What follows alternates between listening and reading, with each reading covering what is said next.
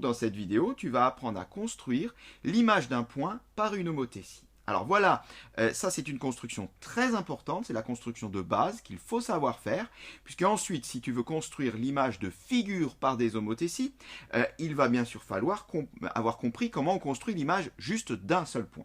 Alors, avant même de passer à la construction, je vais expliquer rapidement ce que c'est qu'une homothétie. Parce qu'une homothétie a quand même plusieurs éléments qui la définissent. On le voit bien ici, une homothétie de centre O et de rapport 2. Il y a donc deux éléments qui définissent notre homothétie. Regardons avec le logiciel ce que cela signifie et on va commencer bien justement par une homothétie de centre O et de rapport 2. Alors, tu le vois ici, donc tu vois son centre, O, tu vois un point A, et un peu plus loin, un point A'. En quelque sorte, j'ai déjà donné la réponse, mais je n'ai pas expliqué encore comment on y est arrivé, ça on va le faire ensuite sur du papier crayon. Qu'est-ce qu'on constate ? Eh bien, on constate comme ça que notre point O, notre point A et notre point A' semblent alignés. Et oui, ils ne le semblent pas, ils le sont. Ça, c'est la première règle qu'il faut avoir compris, c'est que l'image d'un point par une homothétie est alignée, sont tous alignés avec le centre de l'homothétie. Et ceci, toujours sans exception. Donc, A a pour image A' par l'homothétie de centre O, A et A' sont bien alignés. Maintenant, tu le vois à côté, j'ai rajouté les longueurs OA et OA'. On voit ici que OA est égal à 3 et que OA' est égal à 6. Pourquoi ça ? Bien tout simplement parce que ici, le rapport de mon homothétie, c'est 2. Ce qui veut dire que eh bien, toutes les longueurs sont multipliées par 2. C'est en quelque sorte un agrandissement de rapport 2. Donc si je pars de OA, eh bien j'arrive sur OA' qui est le double de OA. Donc quand on va construire A', il faudra le mettre 2 fois plus loin que A par rapport à O. On peut essayer sur un autre exemple. On voit ici que si OA est égal à 5, eh bien du coup OA' est égal à 10. OA' fait le double de OA. Alors ceci est vrai car le rapport de l'homothétie, c'est 2. Qu'en est-il si je choisis un autre rapport d'homothétie ? Par exemple, 3. Qu'est-ce qui va se passer à ton avis ?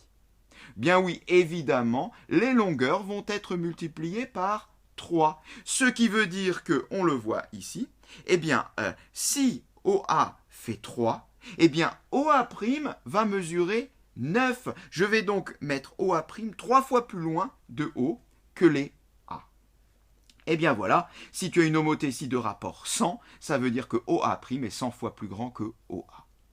Et qu'en est-il d'une homothétie de rapport 1 ? Regardons ce qui se passe si K, le rapport, est égal à 1. Eh bien, il se passe rien du tout.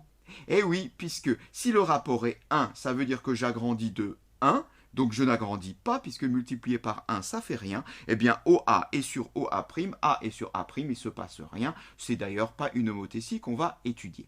Mais alors, si 1 ne change rien, si 2 rend 2 fois plus grand, si 3 rend 3 fois plus grand, si 100 rend 100 fois plus grand, est-ce qu'il n'y aurait pas des homothéties qui rendraient plus petits ? Eh bien oui, comme pour les agrandissements et les réductions, tu peux avoir des rapports qui rendent plus petits. Par exemple, 0,5. On le voit là. Si K égale à 0,5, eh bien qu'est-ce qui se passe ? Eh bien OA' est égal à 0,5 fois OA.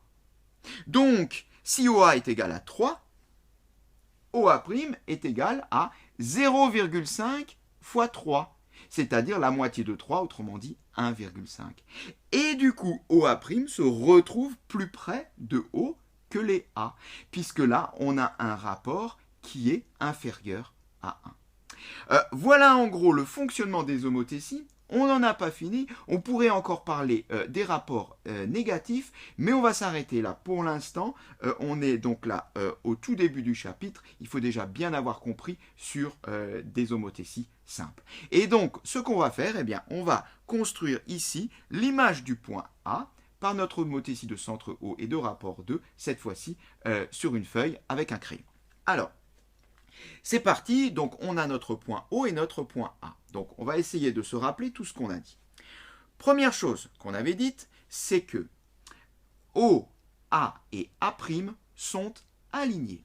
Donc je peux déjà tracer une droite ou une demi-droite passant par O et passant par A, que je prolonge. Deuxième chose qu'on avait dit, c'est que si le rapport est 2, eh bien la distance entre A' et O est 2 fois plus grande que la distance entre A et O. Donc ce que je vais faire, c'est que je vais reporter la distance OA une nouvelle fois, mais après A. Comme ça, j'aurai 2 fois plus grand. C'est ce qu'on est en train de faire. Le compas, c'est très pratique quand on a un rapport de 2. Il suffit de reporter la distance OA. De cette manière, j'aurai 2 fois la distance OA pour me mener jusqu'à A'.